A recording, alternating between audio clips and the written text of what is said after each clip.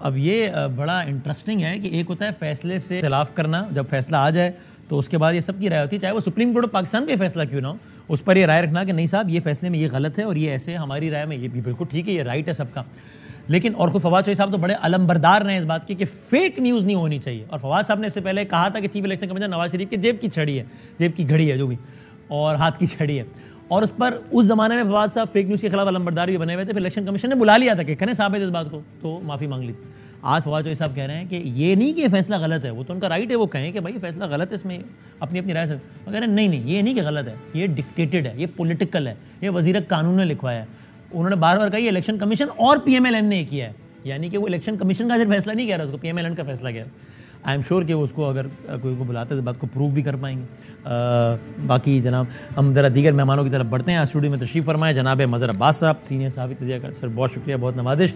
ہمارے تحریک انصاف سے ہمارے ہردل عزیز جوائن کر لیے جی، ہمارے علی محمد خان صاحب نے ہمارے ساتھ موجود ہیں، former minister of state for parliamentary affairs. Sir بہت نوازش، بہت شکریہ علی بھائی.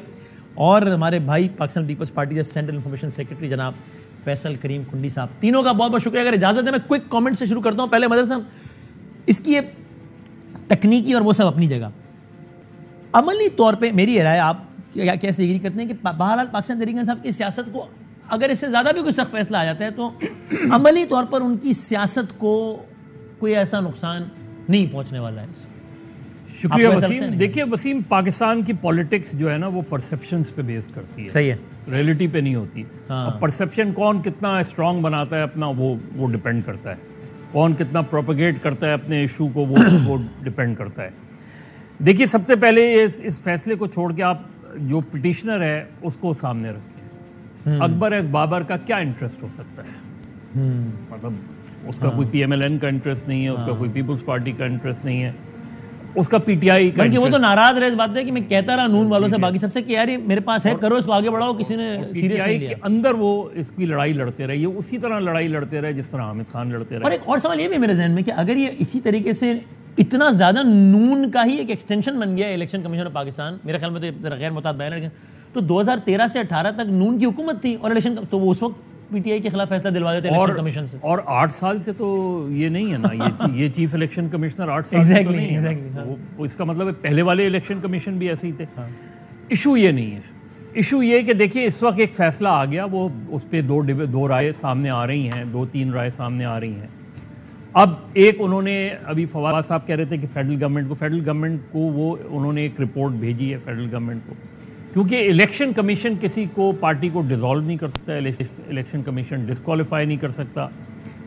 یہ جس قانون کے تحت یہ فیصلہ آیا ہے، پولیٹیکل آرڈر 2002، اس کے تحت اب یہ فیصلہ آ گیا. اب فیڈرل گورنمنٹ کا کام ہے کہ federal government with in 15 days یہ اس کو اگر فورن ایڈڈ وہ کرتے ہیں اس کو، تو اس کے تحت وہ اس پارٹی کو ڈکلیئر کر سکتی ہے اور گیزٹ نوٹیفیکیشن بھی کر سکتی ہے، یعنی بین کر سکتی ہے یا بین کرنے کی کاروائی شروع کر سکتی ہے، ڈکلیئر کر سکتی ہے. لیکن ود ان 15 days ان کو سپریم کورٹ میں ریفرنس فائل کرنا پڑے گا.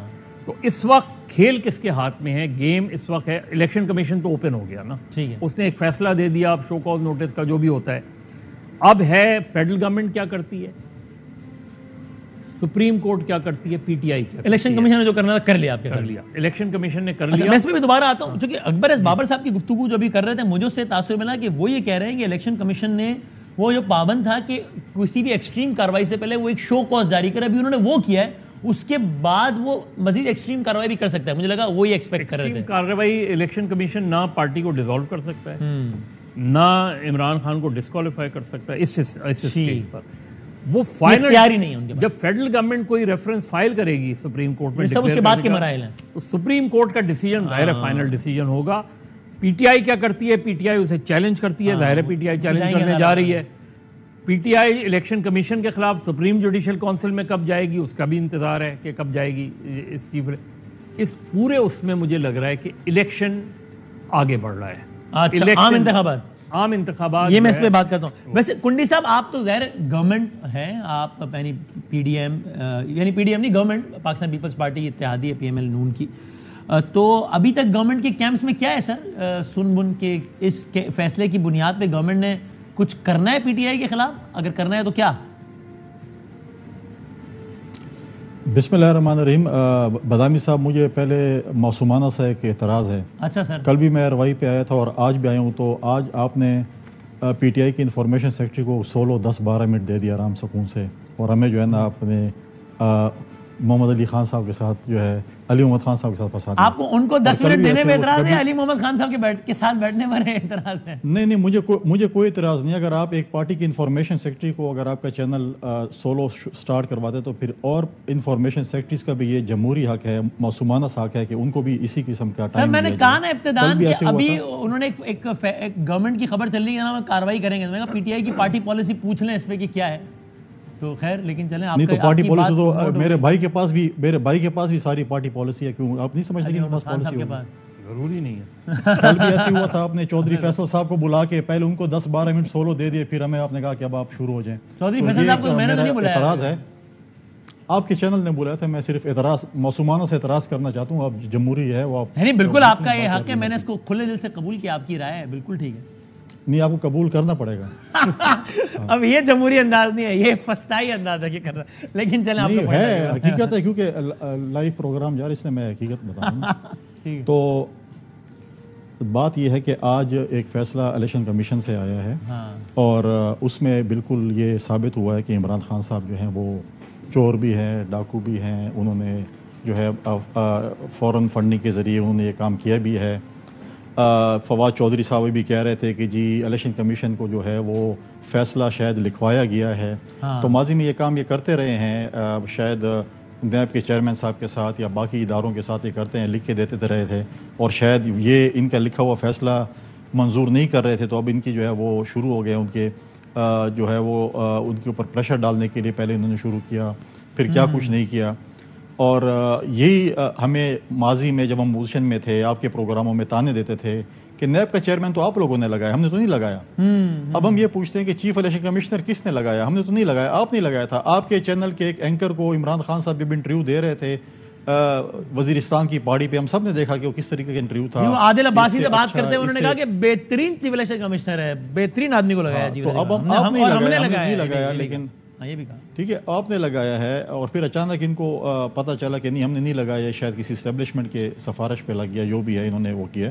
لیکن آج ثابت ہوا, جو دیکھیں ہم ماضی میں بھی کہتے تھے آپ کسی پہ الزام ایسے نہ لگائیں, صبح سے شام تک یہ ہر سیاسی جو ان کے مخالف ان کو چور اور ڈاکو کا لقب دیتے تھے.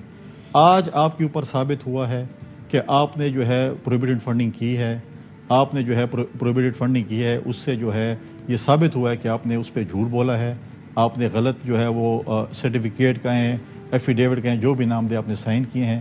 اس پہ جو آپ کا جو صادق امین کا سرٹیفکیٹ ایک ادارے نے, ایک جج نے آپ کو دیا تھا, آج ایک ادارے نے آپ کو کہا کہ آپ صادق اور امین نہیں رہے, آپ نے جھوٹ بولا. آپ اس کی بنیاد پر کچھ کرنے جا رہے ہیں گورنمنٹ؟ دیکھیں میں تو ایز اے پارٹی ریپرزینٹیو آپ کو بات کروں, گورنمنٹ کے پاس بالکل آئی, آپ نے بات کی ہے 15 دن کے اندر, بالکل گورنمنٹ اس کے اوپر جو ہے اس کے اوپر جو بھی ہے اس کے اوپر وہ ایکشن لے گی, اپنا اس پہ عدالت میں جائے گی, سپریم کورٹ میں. اور ہم امید کرتے ہیں کہ اس دفعہ چیف جسٹس صاحب جو ہے وہ فل بینچ کے ذریعے جو ہے اس چیز کو سنیں گے, تاکہ قوم کے سامنے تمام حقائق سامنے آئیں کہ کیا چیز ہے اور کیا چیز نہیں ہے. اور اوپن ٹرائل ہونا چاہیے. ہم یہ نہیں کہتے, ہم کہتے ہیں ہمیں قائد اعظم کا پاکستان چاہیے, ہمیں انصاف چاہیے کہ ہر کسی کے لیے برابری کی بنیاد پہ ہو. یہ نہ ہو کہ میرے لیے علیحدہ ہو, آپ کے لیے علیحدہ ہو, کسی اور کے لیے علیحدہ ہو. ہمیں قائد اعظم کا پاکستان چاہیے, ہمیں 2 پاکستان نہیں چاہیے, ہمیں 1 پاکستان.